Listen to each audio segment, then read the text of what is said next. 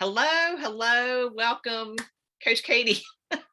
So, hello to my viewers. And today we are with Katie. I probably don't say your last name right. Say your last name. Katie-Bielefeld. Bielefeld. Okay, so Katie is a power lifter, and that's correct terminology, right? Yeah. Okay. Katie is a power lifter. She competes.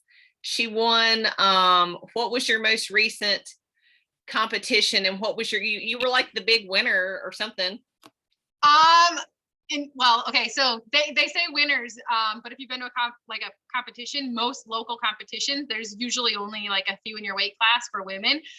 So not quite as impressive. I did get to stand on the top of the podium, but the other two gals that were competing that day dropped out of my weight class. So they either ended up higher or lower, or one of them didn't show up. So yeah, big winner. But the big thing was that last competition was in May. And so I live in Iowa.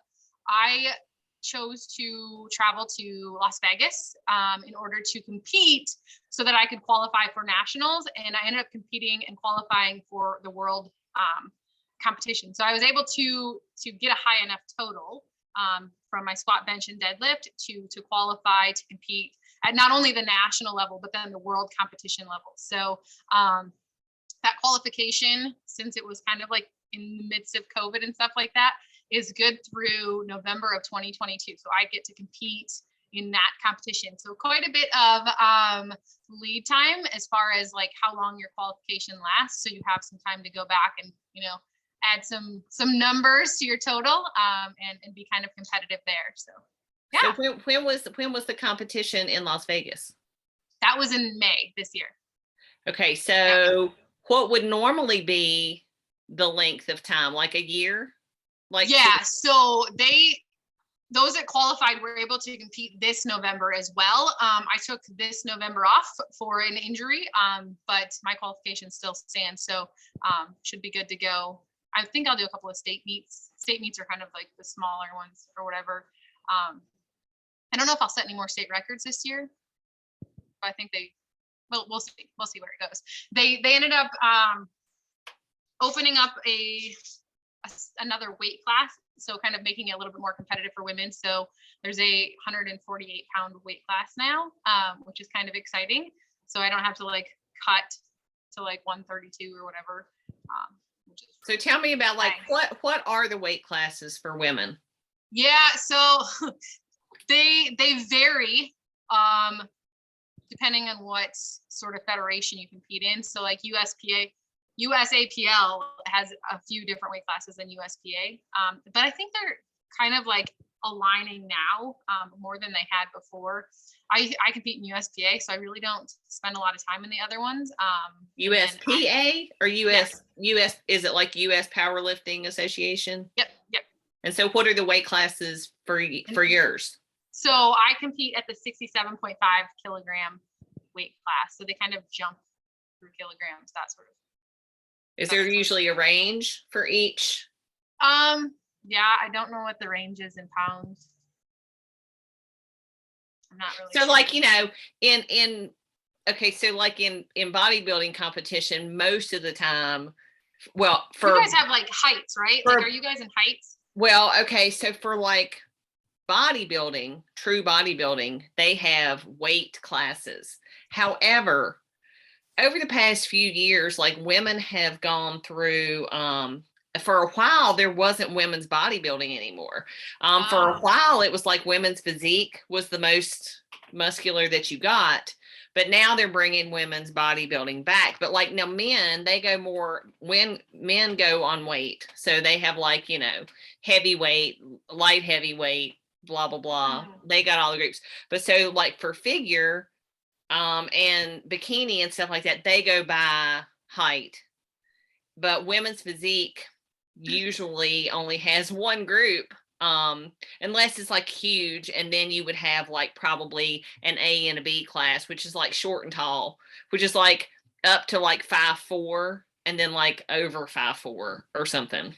But anyway, so yeah. I think ours is like so it's all in kilograms. It's like 52, 56, 67.5, I think. Like that's how it goes. And then there's like a 75, 82, 82.5. So your lifts are usually calculated in kilograms too? Yes. Yep. See, I don't like that. I want everything in I pounds. know, it's so challenging. I want it all in pounds. What's the pounds? Right. I'm like, so what does that equal? I know, right? Like times 2.2, right? Right. So when I compete, it's funny that you even ask stuff like the weight class, that sort of thing. I spend very, very, very little time doing anything with like gear check or what my lifts are going to be, anything with the numbers. All of that is my handler, which just so happens to be my husband. And he takes all of that on. So none of that stress is mine. That's his. I just let him know kind of the range I'm falling in pounds for, leading up to the competition. And he takes care of all of that. So that way it's like a little less off of me. Plus my training is more fun. So the first time I did competitions, before my last two babies, so like 2017, 2018 I had Walker. So 2017, 2016. I was competing, and it was kind of like I was already ready to take a break to almost like just throw in the towel with competitions at all, because it was like not exciting anymore. After I started like chasing these plastic trophies and chasing these numbers, it was like work. It became a job, and that was the last thing I wanted for myself, because I always had been telling my clients, like, you want to do something you enjoy, right? Something you're going to stick with because it's fun. Nobody is making like career out of female powerlifting. Nobody is making money off of female powerlifting. So it should never feel like work. And so it ended up feeling like work. It ended up being really like monotonous, not exciting. And so I was ready to just be done with it. And I was kind of sick of it. And so that was kind of our way of, transferring all of that to him. I got to just start to train. I got to do training as far as, just like instinctual training, kind of what felt right, what I felt, needed to kind of be trained up, or some other things that needed to sort of, have a little bit more of my time, so I could work on either my nutrition or shifting my training so that it felt like I was powerful in every area, or I felt good, not just like ticking off what the training program was, so to speak, when I was just kind of ticking it off because I knew that was going to get me to the next number, the next trophy, the next thing. And so that was a good shift for me. That's kind of where I left the numbers be to him. He ended up then, he steps into a role. I love my husband so much. Steps into a role and he took it on. So then of course he was like going down these rabbit holes of finding, okay, well, Iowa, for this weight class already doesn't have any, state records. And so we were trying to do that. They ended up setting state records, and then I did break them, but that was another thing. But then they opened up a raw powerlifting division, which before, so 2016, 2017, I was competing just in women's powerlifting. They didn't have the raw kind of in there, or no, not raw, excuse me. Drug tested. That's what I want to say. Right. Drug tested. So we found some drug tested events, which was really cool, because then you get to compete with kind of more in that same division. I'm really not certain that drugs or supplements, performance enhancing drugs give women a huge edge in powerlifting without them still having to work. But it was fun to just say it was a drug tested event. You did see some really badass women coming out of Las Vegas then, drug tested. So that was fun to see. But yeah, he did find a rabbit hole and kind of figured out how that works. Otherwise, I don't think I would have ever even thought about qualifying for nationals or qualifying for world competition, or even knew that was like something like close to something I could touch. I just hadn't, spent enough time looking at what those numbers were, or how close I was. So yeah. Well, so when you had decided like you were gonna throw in the towel or whatever, like what made you like get back into it? Just the simple fact that like you just wanted to train? I think so. So 2017, finished out those competitions, and everything. I stayed really excited, and then I got pregnant, kind of as a surprise. So I turned 30, got pregnant. And so it was just kind of one of those things that almost like life just was kind of like the reason that I ended up having to like take a step back, got a little break from it. And so I did miss it.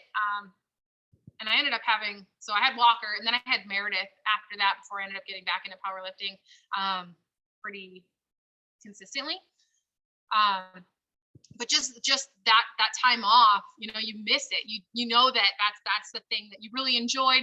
It was great for my mental health. I mean, like, just from a huge mental health side of it, it's one of those things that once you're kind of missing it, that was the thing, right? That was kind of like keeping you even keel, so to speak. And so we did decide I was going to go back to it, but I didn't want it to feel like work in. So yeah, that's when he decided to kind of step in, just take care of all of that. I don't really spend a lot of time in any of, the rules as they change, anything. He just kind of keeps me updated, and I just lift for fun and compete for fun. And so I think that so far I've been able to keep it that way. And without letting it kind of like, it used to be the center of my life, right? Like, it was like, I would live and breathe like powerlifting and like chasing that next number and adding that little amount of weight to my total to get, the next Wilks score. Now it's like that score or something like that, but to get to that Wilks score. And so it was kind of like, that was the center of my life. And so, I was shuffling like family and work and all of that around that. So I've been able to shift that to, that's just, a small little piece of me. Yes, it's a huge part of my identity. People are always saying like, oh, you're a women's powerlifter. Yes. But I get to keep my family front and center. Like, I get to make them that thing. And, my training just kind of falls around it. It's fun. And so it's not really a job anymore. It's just one of those, a hobby, and I think that for most female powerlifters, that's normally what it is, just because, like I said, nobody's getting rich. Nobody's making a career out of female powerlifting. So it's the same in bodybuilding and competition. It's like, you're not going to get money unless you're like an IFBB pro who is like, in the top 3 of the world or something, then, but it's like, otherwise it's kind of, so like, my trophies back here, I'm sure I spent 500 times more on competing than the trophy is worth, and it's not like I get any money for it now. But yeah, it's one of those things. I think as a bodybuilder, you feel the same way. You have to sort of like really step back and ask yourself, like, is this what I want? Do I want to make this such a huge part of my life? The training, the nutrition, the timing, everything about the competition, like keeping up on all of the things. I want to like be so consumed in it that this is my whole life. Or, just want to enjoy it because I enjoy it, and, kind of go at it that way. Because I don't think everybody's in it, to hopefully get to that top 3, make a bunch of money sort of thing. I think there's a lot of people in either sport because, it's something to work for. It's an accomplishment. It's a milestone. And I think that those are big deals.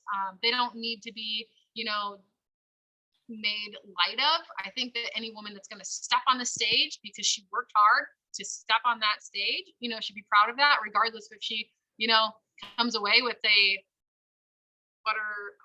what is your winning, a pro card, or, she comes away with a picture of how badass she is because she freaking did it, Right. To me, and honestly, that's really more like what it's about for me. Yeah. But like, it's two totally different things. That's why I wanted to ask you about powerlifting. So tell me what you mean, because you said Wilks score. What does that mean? Yeah. So Wilks score, they used to use Wilks score. They like maneuvered it. So now it's a dots score, but in reality, it's your total squat, bench, and deadlift, total weight lifted. And then divide it. It's kind of like a formula against your body weight. And then that way you can essentially compete against every lifter at the meet, male or female. And they've got a different formula for male and female. So then they can, crown like a best lifter, so to speak. So it's whoever has the highest score.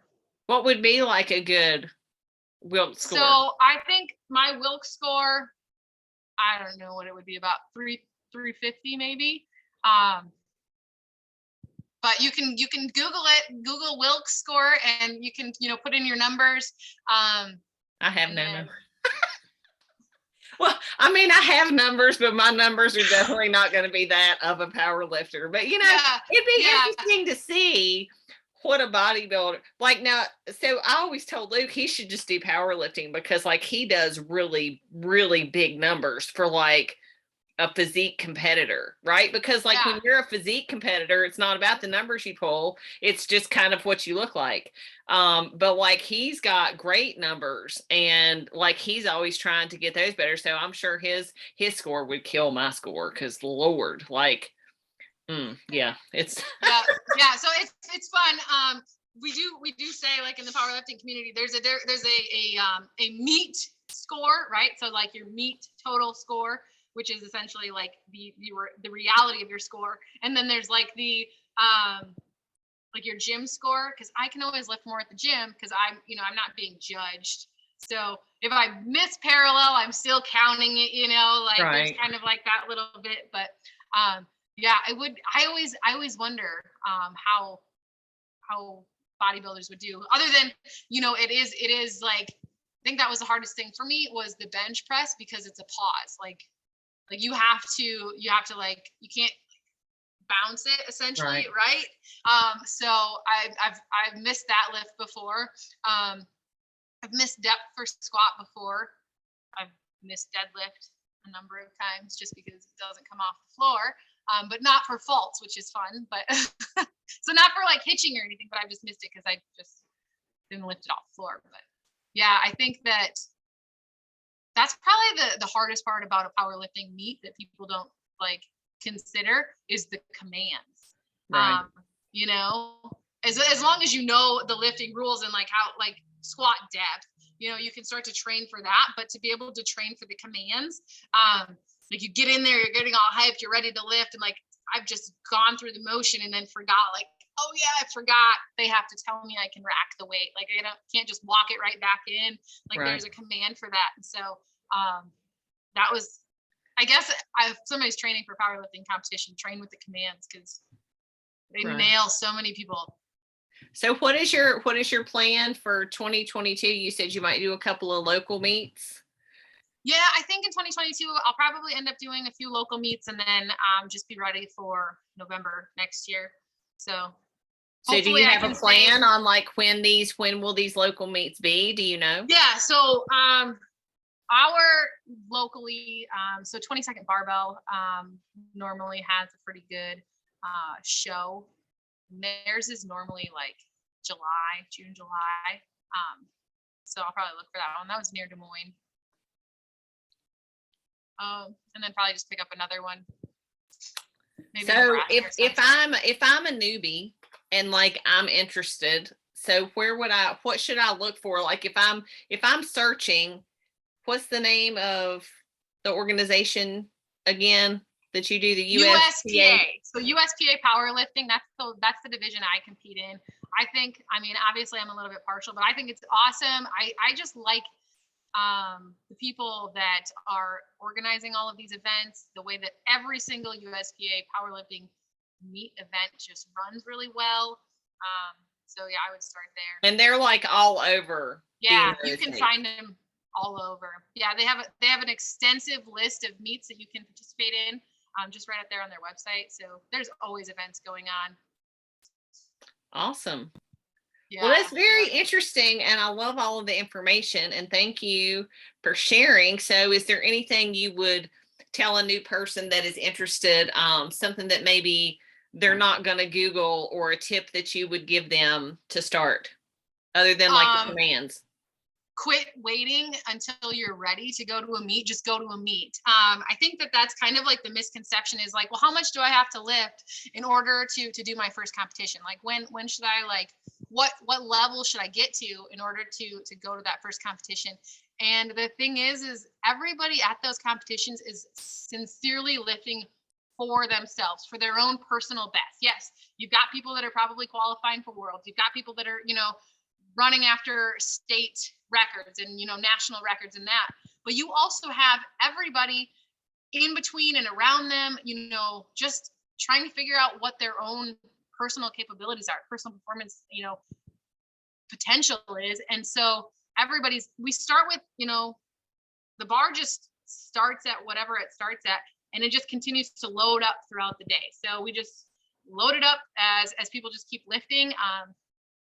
So I think it's just about getting there and feeling that energy, because if powerlifting's for you, you'll figure it out pretty quickly at a meet, or you'll make about, you know, however many lifters are there, 50 to 100 lifters, best friends. So powerlifting probably different than bodybuilding. So I always like picture like backstage bodybuilding competitions, just a bunch of like angry resting bitch face everybody. No. And then like powerlifting is like, I swear to God, everybody is like super bubbly and all of excitement, and like, I don't know if it's just the ammonia that they're snorting before they go and lift. I'm not sure, but like there's just so much energy. There's very few of the scowl faces like backstage at a bodybuilding competition. I mean, most of the time, I would say 90% of the competitors, they're just so excited that the day has come. And like, you know, they're meeting other people. Like I have met a ton of like awesome friends backstage at competitions, but then there are a few who are like, I don't see it as much as I used to, like 10, 20 years ago. Like 20 years ago, maybe it was just I was younger and not as extroverted anyway. Like I was just more nervous and scared, but like everybody seemed mean to me then. But you know, it's not really, I don't feel like it's that way so much. And I think it depends on the show too, because I don't know. Maybe it's the performance enhanced. Maybe I don't know, because so powerlifting, I guess, so go to a competition, but then when you get to the competition, one, make sure you have enough snacks for yourself, but to share with other people. Like I feel like everybody like finds that person with a little bit of extra snacks. You become everybody's best friend. Like we want to share a coffee with you. We want to go down the street and have a sandwich between like lifts. Like it's that's like the people backstage at the bodybuilding shows who have like the treats, and they brought all of the extra stuff. And see, that's who you want to be friends with, because you're like, yes, I need some extra sugar. Yeah. So it's great. Well, so thank you so much. And like, I love all of this information, and it kind of makes me excited and makes me want to do it. Yeah, you should try it. Maybe you and Luke should just try one powerlifting competition. Like, well, he was going to, but then he was trying to talk me into it too. And I'm like, Lord, I can't do that. But you know, there's competitions that, so I know locally, if Iowa does it, so do you guys. But they do like, I don't know, what are those called? Events where they're promoting like, you know, some sort of awareness. Yeah. You know, like 5K runs. What the heck are they called? Like charity runs, or like, you know, kind of charity events, right? So Relentless is one that does one, but they're not like judged. Right. Like the lifts aren't so much judged. So you could like tiptoe your way into it, you know, just kind of like put your foot in the water, see if you like it. I think they did something like that around here like recently. And I think, you know, maybe the COVID stuff is starting to. Yeah, because normally they're like a push-pull too, so you don't even have to train squats. You don't have to worry about getting to squat depth, and you know, like that'd be better. It would be fun. Yeah, you should do it. Okay, well, I'll look into it. So anyway, okay. Well, thank you for sharing your information and your knowledge and your experience. And so anyway, I will keep watching for great things from you soon. Sounds good. Thanks, All right. See you.